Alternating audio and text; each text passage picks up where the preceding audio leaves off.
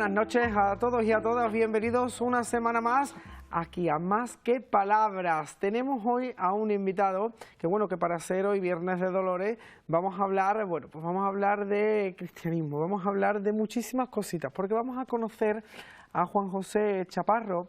Él es pastor y fundador de la comunidad cristiana Oleum, que todos conocemos, en Alcalá de Guadaira. Una visión diferente de lo que estamos acostumbrados a ver el mundo cofrade, que se nos viene ahora mismo encima. Tenemos que tener visión y variedad de opiniones y de personas. Para ello vamos a conocerlo a Juanjo. Juanjo, muy buenas noches. Buenas noches, Dani, y gracias por la invitación a este programa.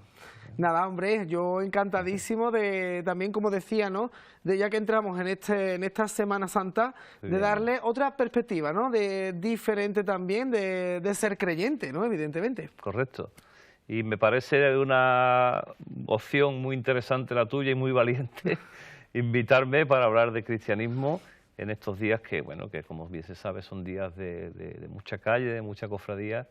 Y nosotros tenemos una diferente forma de entender la Semana Santa y entender la vida en general, ¿no? Y así que gracias una vez más y esperemos que este sea un tiempo también muy bonito y que sirva para todos, ¿no? Seguro que va a ser bonito. Sí. Bueno, os ha dado una pincelada de lo que vamos a hablar a lo largo del programa, pero todavía no nos vamos a meter en ese tema, que sé que la audiencia está deseando de escucharlo. Vamos a empezar la historia por el principio. Muy bien. Juanjo, ¿tú dónde naciste? ¿Cómo ha sido esa infancia tuya? Cuéntame. Pues yo nací en Sevilla, pero mi madre, mis abuelos, se remonta al principio. Mi abuelo era un señorito de Sevilla, ¿no? Y se enamoró perdidamente de mi abuela Malena, que era una jovencita. Se casaron y se vinieron aquí a Alcalá a vivir, y aquí nació mi madre con sus hermanos, mis tíos. Y entonces la historia mi padre también, de los muchachos entonces en aquel tiempo venían a los pueblos a conocer a chavalas, y mi padre conoce a mi madre, que mi madre ha sido de Alcalá de toda la vida, criada en el Duque, con toda la gente, trabajando en los almacenes de aceitunas, como lo que se estilaba en aquellos días. Y mi padre se enamora también de mi madre y comienzan a vivir aquí en la calle Juan Abad, que es la que donde está el teatro. Sí. Y ahí me crío, pero muy pequeñito. Tengo vagos recuerdos de un patio de vecinos, de los vecinos, el estilo de vida de aquel tiempo, ¿no? De la gente muy en la calle.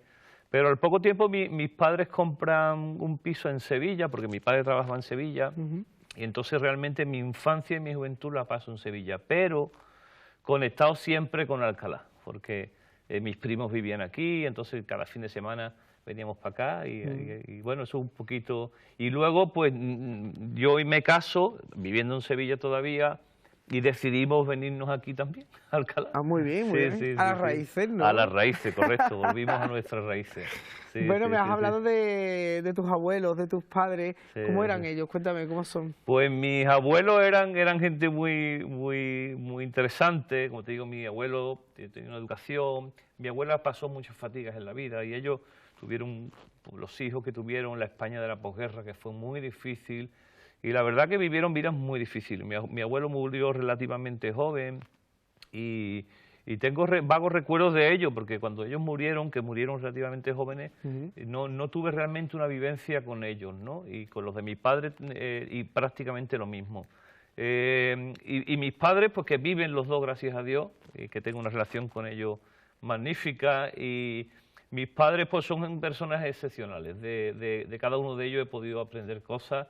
De mi madre he aprendido su generosidad, es una mujer sumamente generosa, su punto de artista, ¿no? Tengo muchos artistas en la familia, y su pasión por las cosas, ¿no? Y de mi padre he aprendido la seriedad, el trabajo, la disciplina y la lucha por la familia. O sea, son los valores que he aprendido de cada uno de ellos y han forjado en gran parte el hombre que hoy soy. Así que les estoy muy agradecido, seguro que verán esta entrevista. Y tengo con ellos por una relación. Yo los veo diariamente, porque viven muy cerquitas míos. Estupendo, estupendo. Bueno, haz memoria, vamos a hablar de alguna anécdota de cuando pequeño. Cuando estaba dándole vuelta un poquito, quiero recordar una anécdota. Nosotros veníamos cada fin de semana a Alcalá. Mi padre no tenía coche en aquel tiempo. Mi padre, de hecho, se sacó el coche un poquito tarde. Luego veníamos en el autobús. Veníamos en el autobús el domingo o el sábado. Entonces el autobús lo cogíamos en Sevilla y recuerdo que había una rampa así en la parada de autobús, que claro, como niños que éramos, ella llega allí, mi madre que nos tenía de punto en blanco vestido para venir aquí a Alcalá con los calcetines blancos, acuérdate, ¿no? Pues nosotros no había día que no nos caíamos rodando por aquella cuesta y siempre llegábamos a Alcalá, es un desastre. Y recuerdo una anécdota en el Duque, porque parábamos mucho por ahí, en el ayuntamiento, la escalerita que hay, ¿no? Yo recuerdo que yo era chico y me gustaba saltar allí, ¿no? Pero claro, con tan mala suerte que pisé mal y me torcí el tobillo. Entonces, claro, les di el domingo a mis padres, obviamente, y me llevaron a la casa de Socorro, que se llamaba en aquel tiempo, la Cruz Roja que estaba al lado, que hasta hace poco, ¿verdad?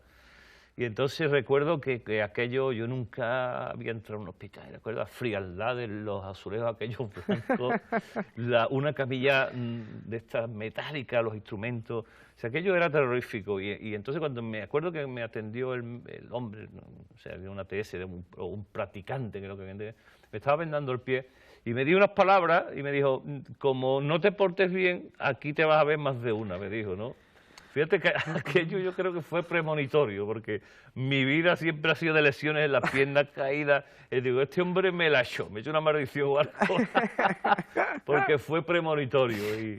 Y bueno, las cosas de los niños. Pero tuve una infancia feliz. Yo reconozco que mi infancia fue feliz, con mi familia, con mis padres, con mis hermanos también. Soy el mayor de 5 hermanos. Y creo que mi infancia transcurrió en esa vida entre Alcalá, Sevilla, mis primos, mi barrio en Sevilla, que era un barrio que disfruté muchísimo. Y fui muy feliz, fui un niño feliz. Bueno, fuiste creciendo, y tus estudios, evidentemente. Cuéntame un poquito qué has estudiado. ¿Cuál es tu Bueno, yo formación? estudié FP de electrónica, me gustaba mucho la técnica, la tecnología, y luego empecé a trabajar muy jovencito con mi padre en los astilleros. Mi padre era encargado de allí de una empresa. Y como el mayor de 5 años, los años 80, que fueron años difíciles también económicamente, las crisis, yo era el mayor de 5 hermanos, me tuve que abocar al trabajo que para mí fue una bendición, porque aprendí un oficio, trabajé muchos años en los astilleros, y bueno, en un sentido incluso mi juventud la pasé allí, ¿no? Lo que pasa es que luego yo me reciclé a otras cosas, estudié audiovisuales más adelante, y coaching también estuve haciendo, ¿no? O sea, esos son oficios. Y luego me reciclé en un área que me gustaba muchísimo, que era la producción musical, producción de espectáculos. Y ahí estuve trabajando también algunos años más, ¿no? Pasé de una cosa a otra. Pero bueno, gracias a mi trabajo, a la formación que tuve, y a mí nunca me ha faltado trabajo, gracias a Dios. No sé lo que es estar en paro hasta el día de hoy, ¿no? Oye, pues eso es bueno, y dedicarse a la producción audiovisual es complicado, Muy complicado, fueron años complicados, sí. Es complicadillo, es complicadillo. Bueno, tu mayor afición, ¿cuál Tengo ha sido varias. siempre? La música siempre ha estado presente en mi vida, siempre. En mi casa siempre había mucha música, mi padre cantaba. Mi madre también tiene mucha gracia, siempre le gusta mucho. En mi familia siempre ha habido también artistas del flamenco, mi tío, mi hermano, siempre ha habido música en mi casa y nosotros hemos vivido siempre con una banda sonora, ¿no? De las canciones de entonces, de un radiocassette que tenía mi padre. Y ahí empezó mi afición por la música. Luego pues empecé a tocar la batería, que fue un instrumento, la guitarra también. Y a nivel profesional pues pude trabajar en algunas orquestas con un hermano mío que tenía unas orquestas. Pero luego estuve teniendo un grupo, tuve una banda, que creo que por ahí está la foto, se llama Carisma, con mis primos. Eso es un testimonio real de que una vez tuve más pelo, ¿verdad?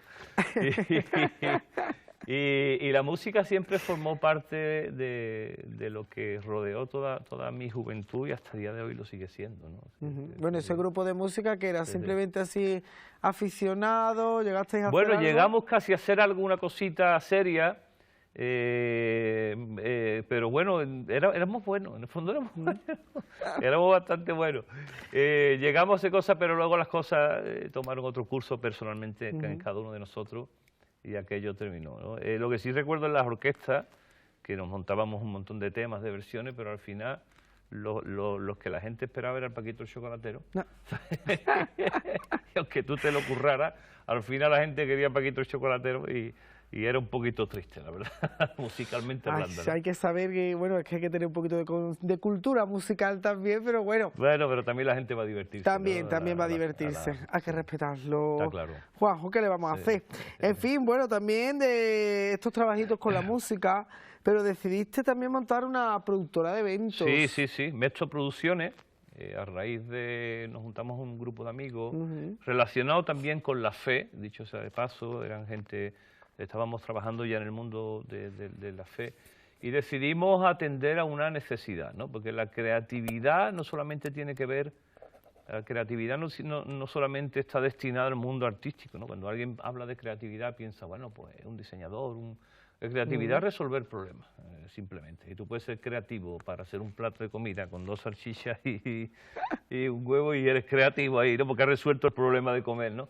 Entonces fuimos creativos en el sentido que había un hueco a nivel cristiano donde no había ninguna productora que pudiera cubrir los eventos cristianos, la formación también, porque nos dedicamos a dar formación en el área técnica, la adecuación acústica también de los sitios, y ahí tomamos un nicho bastante interesante, y no solamente hacíamos cosas a nivel cristiano, hacíamos cosas a nivel también de la calle, y entonces nos dedicamos a congresos, hicimos muchos congresos, muchos eventos de todo tipo, y llegamos a tener incluso 2 estudios de grabación donde hacíamos producciones, apoyábamos a gente nueva que estaba empezando.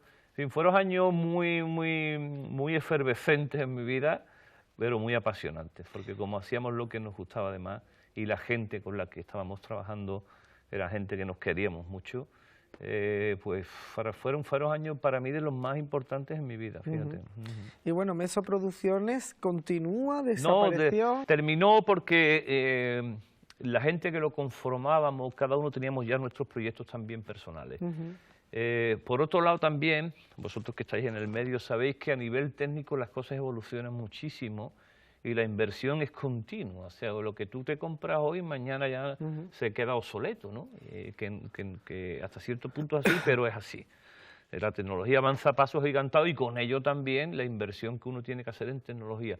De tal modo que nosotros estábamos un poquito ya en ese cambio de tecnología a digital, y la inversión había que hacer una inversión, había que meterse en un marrón, en otras palabras. Pero fundamentalmente fue el hecho de que ya no estaba nuestro corazón ahí, ¿no? Ya dijimos, oye, vamos a cerrar ahora que no debemos nada. Gracias a Dios se liquidó todo muy bien y en paz, y las relaciones entre los socios, que tradicionalmente, cuando las cosas acaban, no siempre acaban bien, nosotros todo lo contrario, todavía seguimos en relación, nos queremos muchísimo y bueno, fantástico. Pero creo que fue el momento justo. Los proyectos, igual que la vida, nacen, se reproducen, pero también llega un momento donde hay que saber dónde morirlos, ¿no? No es la palabra correcta, no me gusta matarlo, pero en un sentido sí que hay que saber también cuándo terminan las cosas. Bueno, me has hablado de Los Astilleros con tu padre, me has hablado de tus trabajos musicales, de este trabajo de empresa de eventos, de Meso Producciones. Me has mencionado el coaching. Sí. También, es algo que me has mencionado. Y bueno, ¿por qué te da por formarte en coaching? Pues me da por un asunto vocacional, ¿no? Siempre, luego, claro, como pastor me formé en otras cosas, pero el coaching me abrió una puerta, sobre todo en el acompañamiento personal. Una de las cosas que yo creo que carecemos en general es el saber escuchar, ¿no? Hay un dicho que dice, Dios nos ha dado una boca, pero nos ha dado 2 oídos, ¿no? O sea, para que escuchemos más y hablemos menos. Entonces, yo creo que una de las grandes crisis que tenemos es que no nos escuchamos. O sea, no sabemos tener esa escucha activa y estar presentes, ¿no? Hoy, desgraciadamente, en una conversación, estás tú con alguna persona y hay un tercero que es el móvil, ¿no? Sí. Interrumpiendo constantemente, y se ha convertido en un tropiezo tremendo. Entonces, el coaching es un proceso de acompañamiento creativo y reflexivo, donde el coach lo que hace es acompañar, no le dice lo que tiene que hacer la persona. Le ayuda a descubrir cuál es la solución. Y me gustó mucho ese punto. Y fíjate, en la formación que tuvimos, que fue un grupo de aprendizaje de gente de todo el país, en las prácticas, recuerdo que hacíamos prácticas entre nosotros y entre los coaches que venían enseñando, y lo más difícil que nos costaba de verdad es callarte la boca y escuchar a la otra persona, porque automáticamente le quieres dar la solución. Sí. Y claro, eran simulaciones y la persona te venía con un problema y tú lo primero que se te pasaba por la cabeza es decirle, chiquillo, pero que no sea tan torpe, hazlo así. Y el coach no se permite eso. El coach tú tienes que dirigir, ayudar a la persona a que autodescubra cuál es la solución, porque si tú lo autodescubres, entonces sí lo vas a poner en marcha, si es impuesto, ¿no? Porque va en base también a unos valores que uno tiene que adquirir, ¿no? Entonces, obviamente, el coaching no es la panacea, porque acompañar a una persona que tiene una crisis profunda en su interior y que realmente, aunque tú estés a su lado y tú se lo expliques 1000 veces, no va a poder hacerlo porque tiene unas limitaciones de cualquier tipo.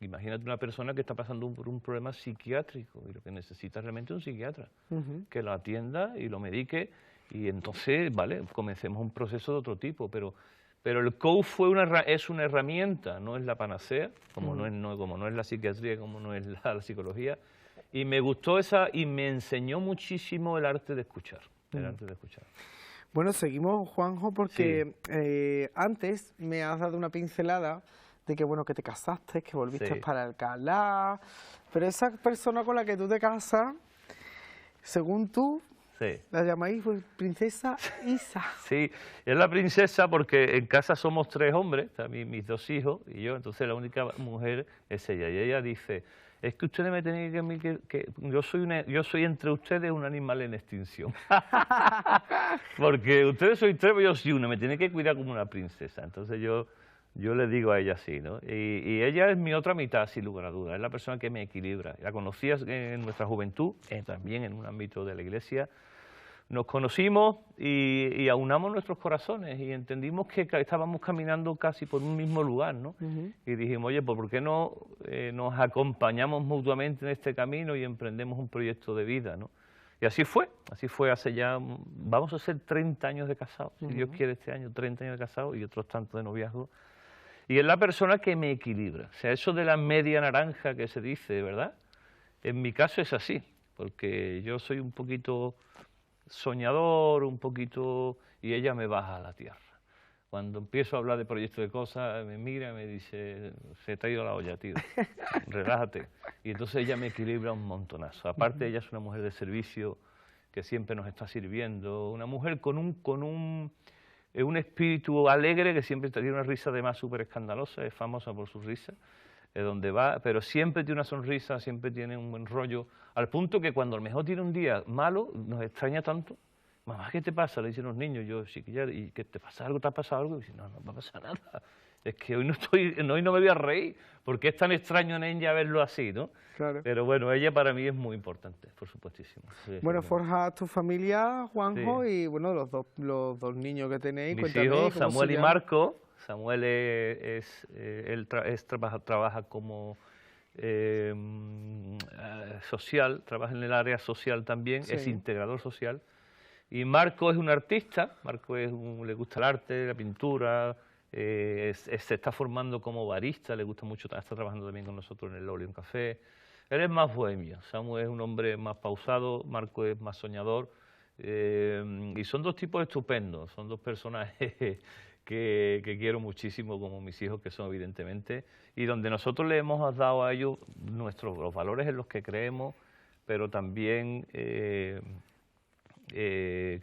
ellos tomen el camino que ellos entiendan, ¿no? Porque es muy importante entender que para forjar una familia, como es la pregunta que tú me haces, las cosas duraderas, si pretendemos que nuestras relaciones sean duraderas, nuestro matrimonio, como matrimonio en sí, haciendo un símil un poquito con una construcción, ¿verdad?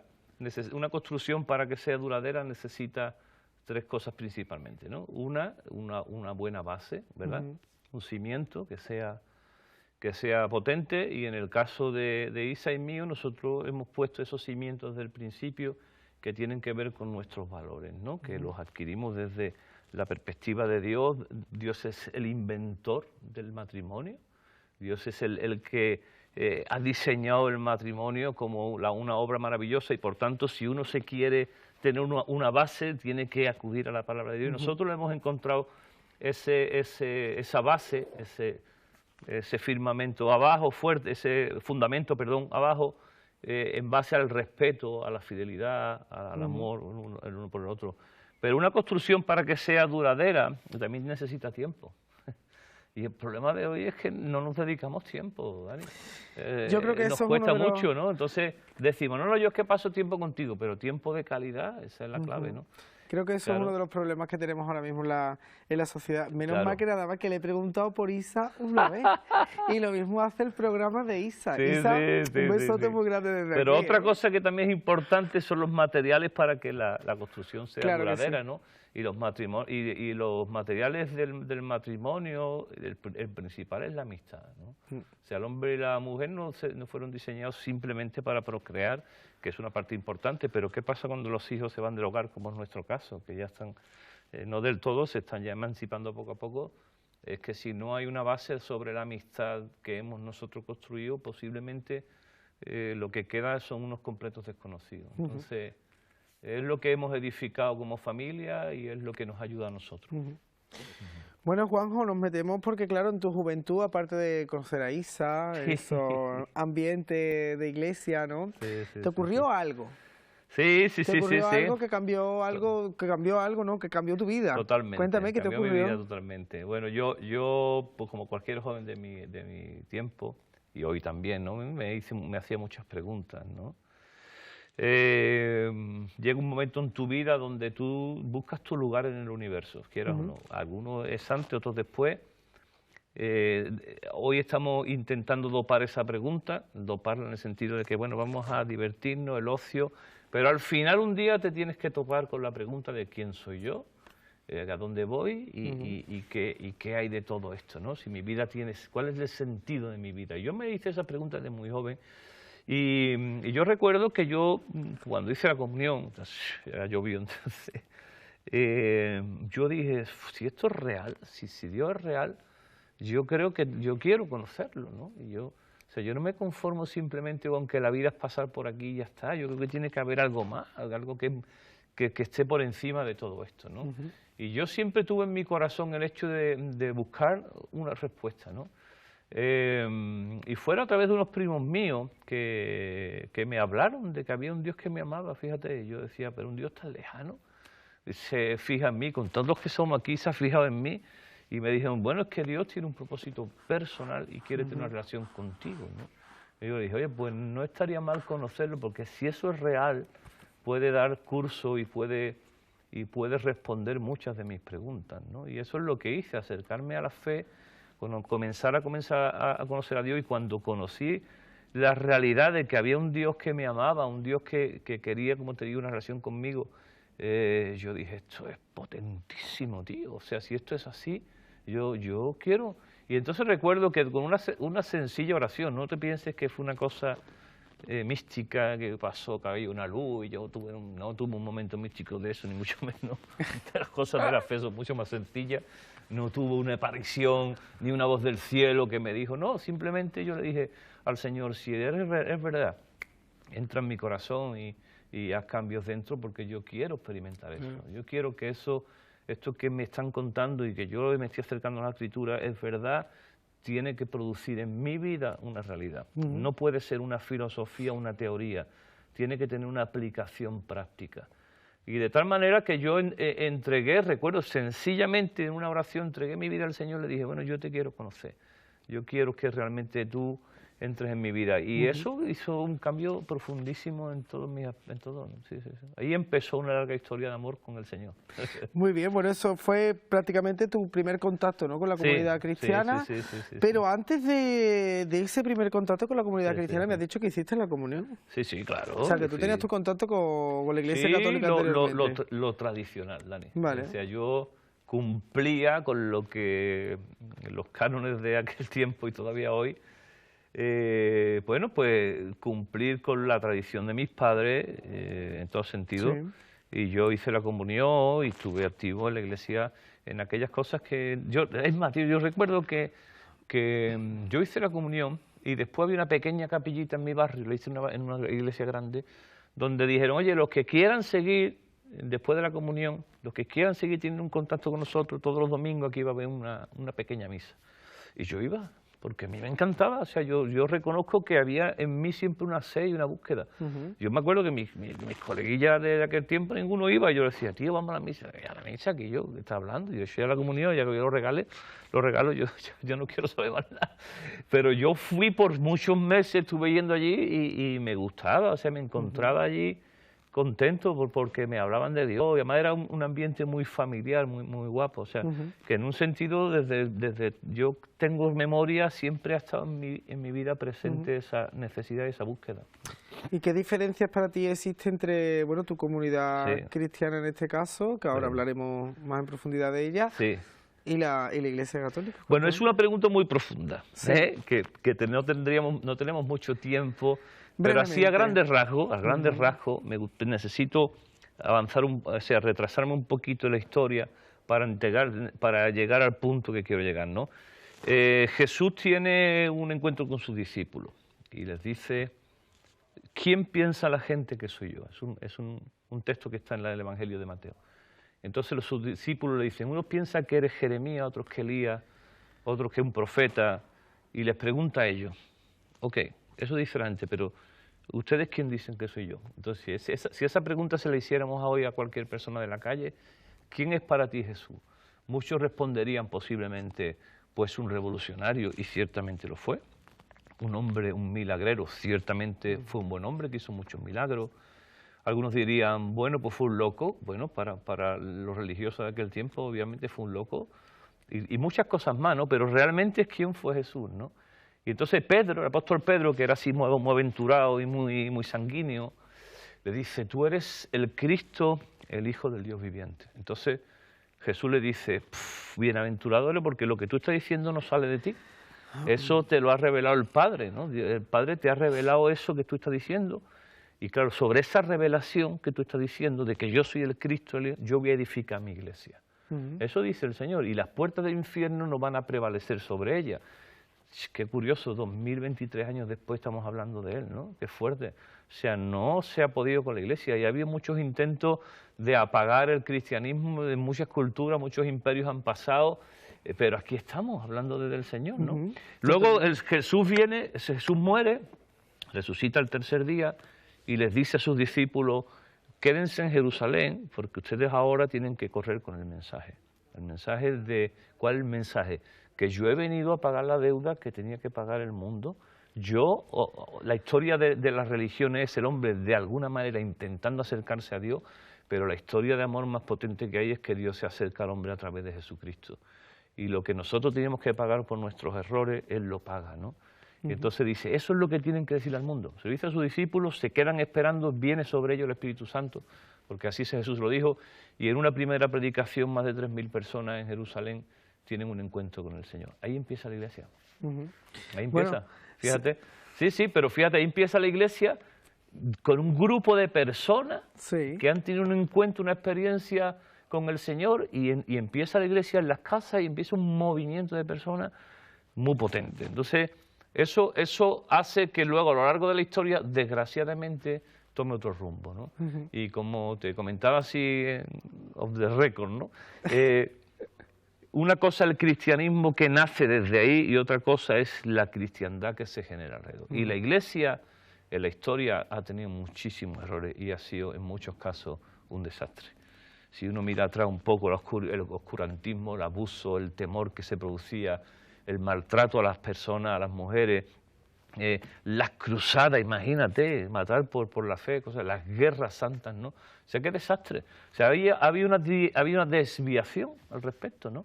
Y entonces, en el siglo XVI, Lutero, que fue un monje, despierta todo eso en base también por una cosa tremenda que son las indulgencias, donde tú podías comprar con dinero literalmente tu salvación, imagínate. Y entonces Lutero ve todo eso y dice, esto no puede ser, tenemos que volver a los orígenes. Entonces él habla de una sola, ¿no? La sola escritura, solo la palabra de Dios, ¿no? Entonces nosotros entendemos que la palabra de Dios es la fuente, es la base, es el testamento de Dios para el hombre. La Iglesia católica o la Iglesia tradicional cree que no solamente la palabra, sino también la tradición y el magisterio de la Iglesia, ¿no? Lutero también dice, es por fe y por gracia. Hay un texto muy contundente en Efesios que dice, la salvación es por gracia, por medio de la fe, y esto no es de vosotros, es un regalo de Dios. No por obras para que nadie se gloríe. Es como si yo te quiero regalarte un coche, y te digo, Dani, tengo un regalo de un coche para ti. Pero durante 20 años tú tienes que hacerme la pelota, me tienes que llamar todos los días, me tienes que invitar a comer, y luego ya valoraré yo si te mereces el regalo. No sería un regalo. No te voy a decir mi respuesta, ¿sabes? ¿vale? ¿Vale? No sería un regalo. La salvación es un regalo de parte de Dios, y como consecuencia vienen las obras. Hay un binomio potentísimo que es el amor y el dar. Y si uno dice que ama, tiene que dar. Entonces las obras, la Iglesia Católica le da una importancia a las obras también para la salvación. Nosotros entendemos que es por gracia y por fe. Juanjo, seguimos porque nos quedan 10 minutos. Vámonos, dale. Seguimos. Sí. Porque yo sé que es interesante, evidentemente, pero es que tenemos que cumplir el tiempo, evidentemente. Sí. Bueno, hablamos de Oleum, de la comunidad, de las obras que realizáis. ¿Cómo surge también Oleum? Bueno, Oleum surge, pues nosotros fuimos parte de una comunidad por muchos años, mi mujer y yo, que todavía sigue en Alcalá, la comunidad cristiana Manuel, a la que mando un saludo, gente que amamos muchísimo. Pero llegó un momento donde entendimos que nuestros caminos tenían que ir por otro lado, y comenzamos en casa, en algo sencillo como un tiempo de oración juntos, pero ahí entendimos que había algo más. Empezaron a agregarse gente y nos dimos cuenta que teníamos ya un grupo interesante para comenzar un movimiento, ¿no? Y ahí comienza la comunidad Oleum. Entonces al principio nos reuníamos en casa, después tuvimos la Casa de la Cultura, estuvimos en Antonio Mairena, y ahora estamos ya en otra sede un poquito más desahogados, que estamos ahí en el Campo Las Beatas, ahí en la esquinita, lo que era Las Codas, ¿verdad?, en la avenida Antonio Mairena. Y así surge, ¿no?, como una búsqueda de decir, bueno, a ver qué quiere Dios con nuestra vida, ¿no? Bueno, ¿cuántas personas sois ahora aproximadamente? Sí, la verdad que yo no soy de los que cuenta, ¿no? Yo a veces es verdad que un domingo está aquello a rebosar y otro domingo y menos, no lo sé. Pero yo creo que estaremos en torno a 150 o 180 personas, más o menos, no lo sé tampoco. Bueno, ¿realizáis obras sociales también? Claro que sí. En ese binomio de amor nosotros entendemos que el amor a Dios y el amor al prójimo tienen que ir de la mano. De hecho, a Jesús le preguntaron, ¿cuál es el principal mandamiento? Dijo el Señor, amar a Dios sobre todas las cosas, con tu corazón, tu mente y tu alma. Y entonces, espérate, el segundo es semejante, amar a tu prójimo como a ti mismo. Por tanto, el amor y el dar van de la mano. Y nosotros hemos entendido eso, y por eso desarrollamos en la ciudad una obra social de ayuda a la gente que más lo necesita, ¿no? En materia de ropa, de comida y de otro tipo de cuestiones. Desde hace ya 10 años que estamos trabajando. Quiero decir, en suma, con las otras asociaciones que hay en Alcalá, que lo hacen de una manera genial, que para nosotros muchos de ellos llevan ya años andando y han sido para nosotros modelos, como puede ser Cáritas, AFAR, Cruz Roja y otros tantos de gente, con la que nosotros nos gusta decir que estamos sumando, o sea, somos un granito de arena más en la ciudad. Estupendo. Bueno, aparte, hace relativamente poco tiempo os embarcáis en Oleum Café, ¿no? Oleum Café es parte de nuestro proyecto, está ligado a la obra social, puesto que todo lo que se recauda se reinvierte en la obra social. Estamos levantando ese negocio con muchas dificultades, como todos los negocios, pero hay una parte muy importante de Oleum Café, que es un lugar de encuentro. Es un lugar donde escucharnos, es un lugar donde potenciamos precisamente el ambiente. Y en ese sentido yo quiero decirle, si hay personas que nos están pudiendo escuchar por este medio, que se sienten solas, porque una de las peores cosas que el ser humano puede afrontar en su vida es la soledad no elegida, ¿no? Porque a mí me encanta estar solo y disfruto mucho mi soledad en algunos momentos, pero cuando la soledad no es elegida, es muy duro y conlleva a las personas a tomar malas decisiones. Y yo quiero invitarte, esa es la cámara que me está mirando, que si te sientes solo, necesitas un rato de charla, vente al Oleum Café, que te sientas con nosotros, porque es un lugar de encuentro, es un lugar también para la solidaridad. Desde ahí estamos moviendo recursos para diferentes proyectos, hemos estado trabajando con Ucrania, hemos recogido también para Turquía en lo del terremoto y otros proyectos, ¿no? Pero sobre todo queremos que sea un lugar de encuentro, donde la gente se pueda sentar a hablar tranquilamente, a charlar. Y si te sientes así y no tienes con quién estar, vente a Oleum, que seguro que encontrarás una oreja con la que... Bueno, yo he querido dejar para finalizar el programa, estos últimos minutos que nos quedan de programa, El meter el dedo en la llaga, evidentemente. Vamos a hablar porque vosotros, vuestra comunidad cristiana, tú personalmente, Juanjo, ¿os habéis sentido alguna vez discriminados socialmente por tener un pensamiento religioso algo diferente? Sí, yo creo que una de las peores cosas que el hombre puede tener es la ignorancia. La ignorancia conlleva en muchos aspectos la visión del otro de una forma errónea. Si yo no te conozco en lo personal, te puedo juzgar por tu forma de pensar, por tu forma de hablar simplemente.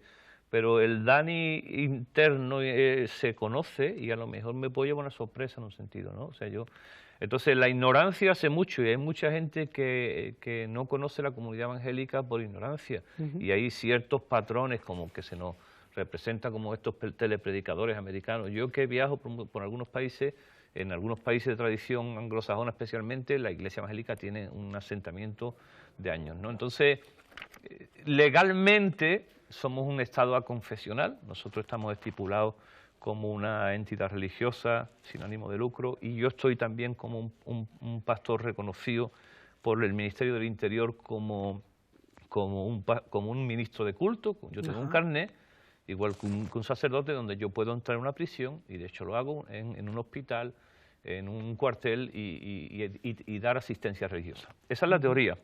En la práctica, en algunas cosas, sí es verdad que algunas personas te ponen por esa ignorancia. Yo le invito a todo el mundo que venga a nuestras reuniones los domingos por la mañana a las 11:30, que son reuniones abiertas, y vea lo que pasa ahí, ¿no? Que lo que pasa es que hay un grupo de gente muy normal, con los mismos problemas que cualquier persona, que han encontrado un camino, que tienen un tiempo de adoración al Señor y reciben un consejo de la palabra en un ambiente familiar donde un montón de niños hay por allí correteando. Entonces yo quiero invitar a la gente de Alcalá que nos conozca, que venga sin ningún compromiso de ningún tipo y sin ningún tipo de proselitismo. Lo que queremos es que la gente entienda que entre otras cosas, estamos aquí para sumar a la ciudad, ¿no? Claro. Ese es el punto. Y bueno, ahora que estamos a Viernes de Dolores, sí. ¿La Semana Santa vosotros cómo la celebráis? Sí, bueno, con todo mi respeto y obviamente es lo que nosotros entendemos, ¿no? La palabra nos habla de que hay un solo mediador, que es Jesús. Jesús es el único mediador entre Dios y el hombre. Él mismo dijo, yo soy el camino, la verdad y la vida.